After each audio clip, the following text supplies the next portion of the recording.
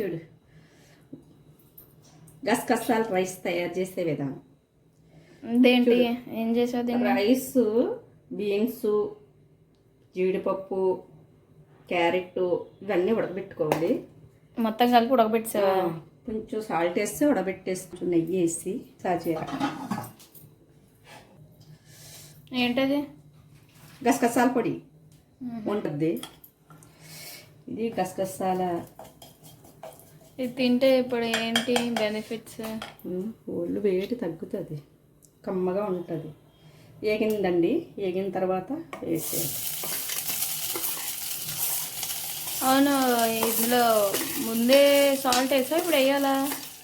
కొంచెం వేస్తాను, ఫస్ట్ వేసేసుకోవాలి. బాయిల్ చేసినప్పుడా వేసుకొని అప్పుడు మళ్ళీ టేస్ట్ చూసుకుని సరిపోతే అది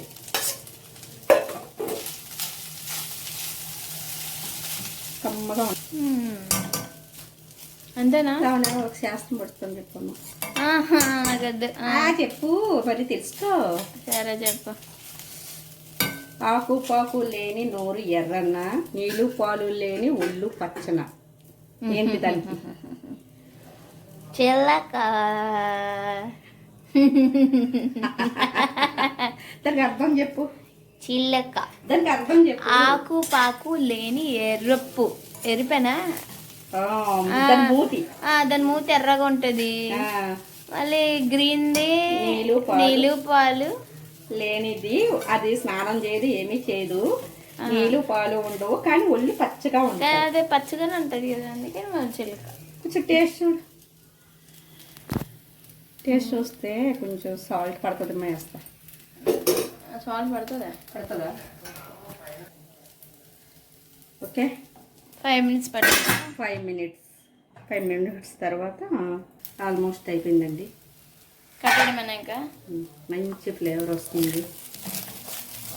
చూడు, చాలా బాగుంటుంది. Simple recipe Lavanya. ఎప్పుడైనా కొంచెం లేట్ అయినా చేసినా ఏమీ లేదు.